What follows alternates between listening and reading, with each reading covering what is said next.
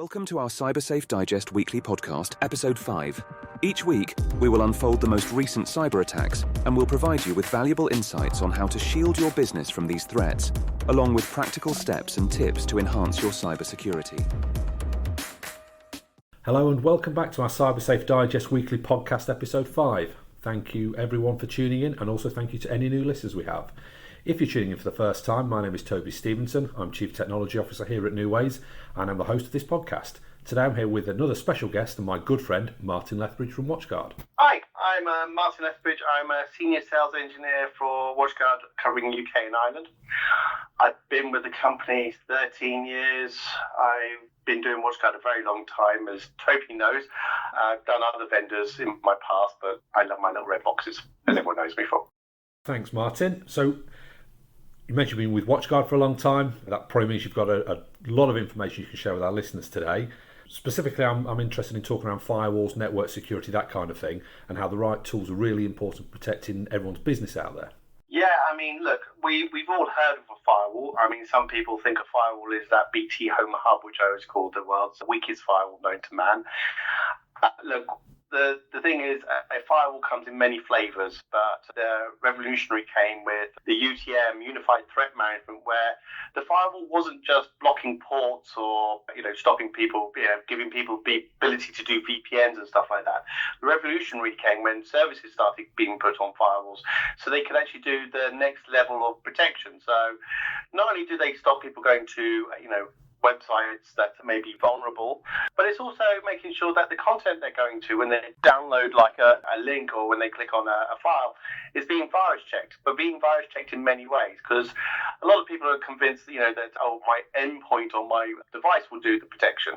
Well, it's like your house. You've got to remember, if it gets through your front door, it's inside your network. If it's inside your network, it's game over. So you need to actually have something at the perimeter to actually do the checking and making sure it's clean and sanity check it. And these are the things that we need to have, and that's why a firewall today is needed more than ever, because the hackers are coming up with these zero-day threats, and the firewall is that front line of protection that we need to actually check it, make sure it's good on that side of things. I know people are dispersed, but at the end of the day, the firewall is still king, because it is probably the one thing that you're always going to put on any internet line.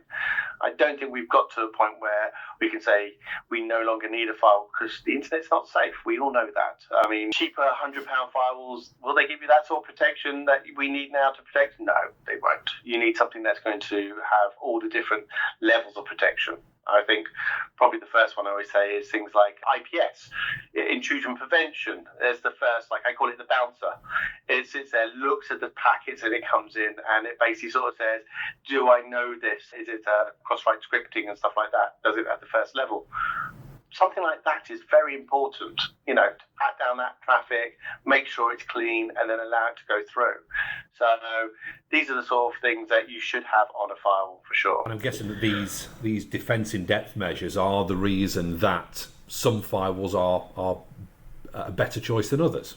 Yes. We know that the Watchguards, which we know and love, and they are layer upon layer, versus these consumer-orientated devices or the more basic devices have very little on them. So you've touched on IPS. What other kinds of technologies are Watchguard able to offer in this space to provide additional protection without too much manual overhead or management or interruption to service? Because that's the other thing that we hear our customers really concerned about is, I can't get to this, I can't get to that because of the firewall.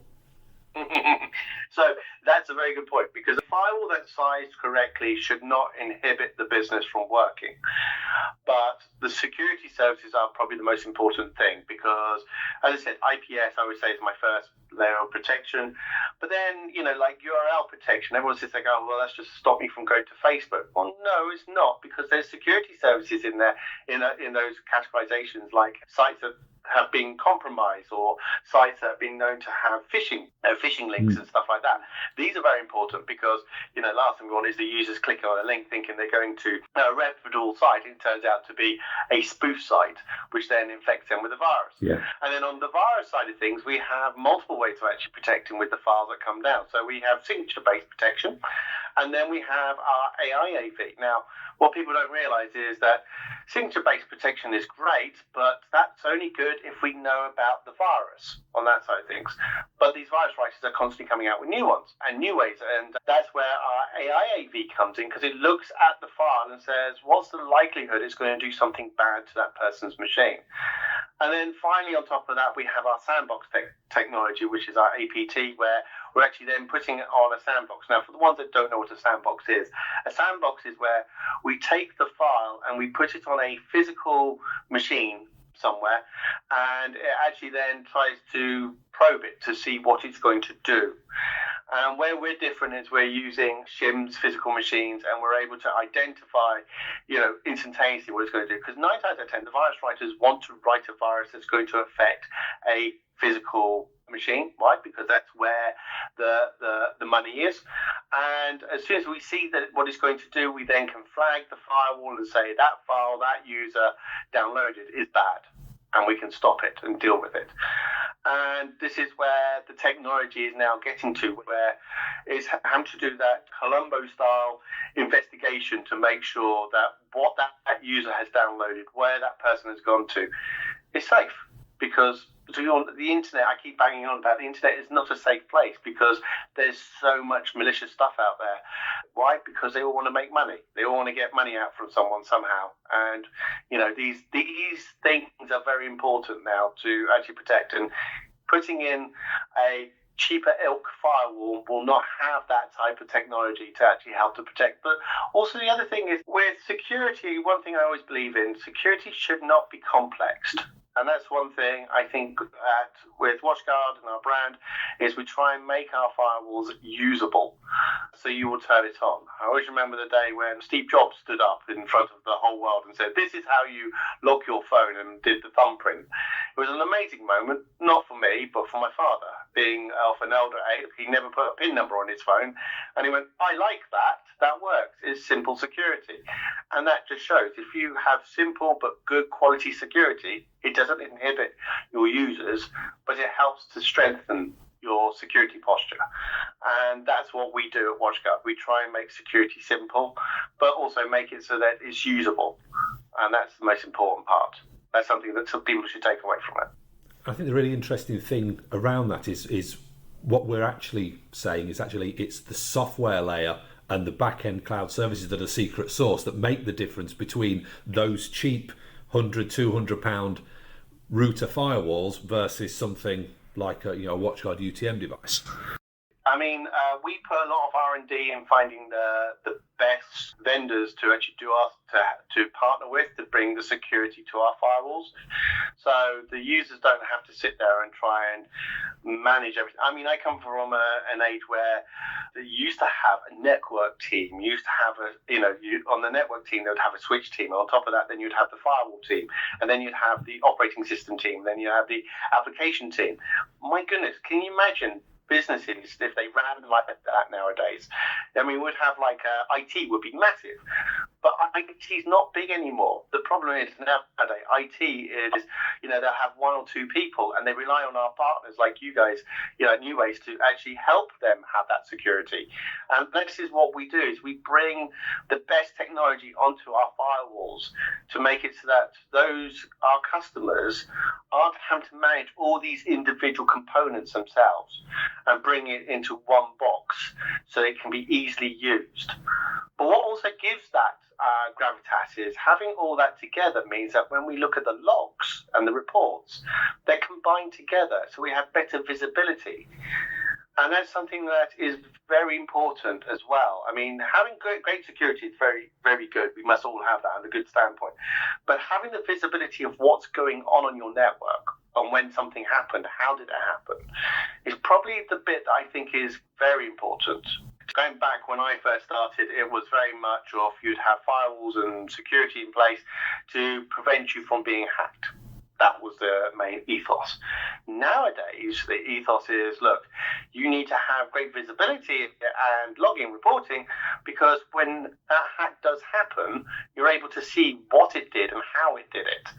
And this is what we need to be able to show people that, look, we don't want anyone to ever get hacked. That's the last thing. In my industry, we want everyone to stay nice and safe and good. But when that moment happens, we need to be able to show the IOC or whoever that we have to report this to, we were doing everything in our power to protect the business. And this is what happened. And if you see what's going on, then you can take actions and remediations before anything bad actually happens on that one. And that's why I think, having a system that's able to show you these sort of things and correlate the reports together and show you stuff instantaneously is more important than anything now. And that's why, the days of having multiple systems all putting all their logs in different silos and stuff like that is not the way to go forward. We need to be doubling down on our security and actually making it so that they all know about each other. So then we can actually see that telemetry and even see their anomalies, things that may be going on that we're not aware of, and go, should that be happening? Should that user be actually touching that server and stuff like that? And if so, why are they doing that? These are the things that how we can actually help to protect. And I think that's why better firewalls, better security like this is the way forward. If 80% of the traffic that potentially contains malicious code is encrypted, then by not doing it, you're missing out on a whole stream of danger and risks. So I think that's a very good point, Martin. Thanks for that. So finally, before we wrap up, as we are reaching the end of 2023, do you have any predictions for what we may see in 2024 from a cybersecurity perspective? What might be the next big attack vector? What might be the next big hack? Who might be the next household name that makes the news? That's always a hard one, isn't it? Because you sit there going, I predict. Now, I know we have guys in the US, Corey and Mark, that do a whole raft of cyber predictions every year. And I always think it's quite amusing when people sit there and ask me, what do you think is going to be the next big hack? Look, I'm seeing things like the evil jinx hack going on quite prevalently. Now, for those that don't know, the evil jinx is a way that someone makes you click on a link that takes you to your Office Outlook side of things. You log in with your username and password, and I've got a video where it actually shows someone using the Microsoft Authenticator. They click, they authenticate with that, and then they go into their page. But with this evil jinx, they're doing a man-in-the-middle attack, and they're taking what they call the session cookie, and they're straight into that user's account, bypassing everything that we know. And I think that is probably going to see something I'm going to see more going on next year, because so many people nowadays are going, I have MFA, it comes with my Office 365. Why do I need anything else? And I think the problem you've got is people are very much, well, it comes part of the bundle, so I'll just use it. Well, guess what? The hackers know that you're going to use parts of the bundle. So they've already come up with a way to actually get past what they already know. We need to actually use security in a way that's obscure security. And that's where we test it with our auth point, and we're able to say that they can't get to it right now. I'm not saying they won't, we don't know. I mean, it's that thing of we try and keep one step ahead. So where do I see probably next year? I think next year that's something I'm going to see a lot more, because too many people have gone down that route of it comes part of my bolt-on, I'm going to keep using it. Why do I need to pay for something else? Because it's free, I would tend to question, does that free give me the same security as something that is in the security play that know their stuff a lot better? So I think we're going to see more evil jinx hacks going on. I think that's going to be the one that worries me more. I think the other one that's also worrying me is things like fileless malware. That is something that is definitely up on the rise on that one. And I could go on for hours talking about that one. But there you go. There's my ones I think is the ones I need to worry about. Fab. Thank you for that, Martin. Look, I really appreciate your time today. I really appreciate your insights and information. I'm sure our listeners do as well. So from myself and Martin, thank you to all our listeners. And we look forward to talking again next week. Thanks, Martin. Take care. Bye-bye. Thank you, everyone. We've reached the end of episode 5 of our Cybersafe Digest Weekly Podcast. Thank you very much for listening, and to make sure you don't miss out on our future episodes, hit that subscribe button on Spotify, Apple or Google Podcast. For more cybersecurity wisdom and resources, head over to our website at cybersafe.co.uk. See you next Thursday.